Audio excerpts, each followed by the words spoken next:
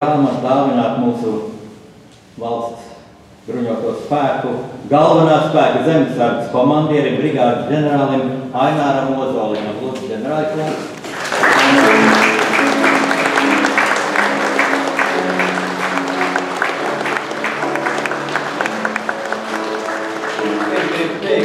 Es gribu teikt, ka 650 vīri no leitnanta Rubeņa Vēseļu bataljona atgriežas ierindā, jo šis ir hibrīds karš, kurā karo ar mums arī kopā mūsu kritušie varoņi ar saviem varoņu stāstiem. Tā kā lūdzu, šī ierinda ir atjaunota, gods kalpot Latvijai.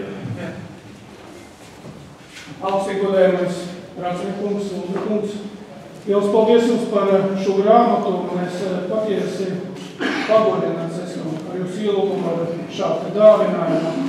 Jo man kā Latvijas virsniekam ir ļoti liels gods un cieņa saņemt šādu dāvinājumu.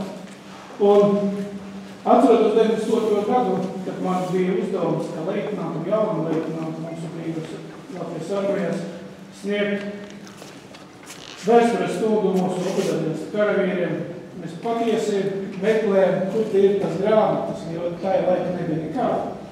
Un paldies mūsu akadēmijai, ka mums bija iespēja pierakstīt tie pierakstiem burtnīca, mēs arī pasniedzam to, ko mēs esam ieguvuši. Šobrīd es uzskatu, mēs esam bagāti ar to, ar jūsu darbu, to, ko jūs esat darījuši, un ne tikai jūs, varbūt vēl vairāk cilvēki. Un tieši tur runājusim par leitnantu, par virsnieku, kurš bija tiešām augstas klases komandieris, patriots, kurš bija spējīgs pacelt 600 vīrus vienību un iet aizsargāt mūsu neatkarību valsti.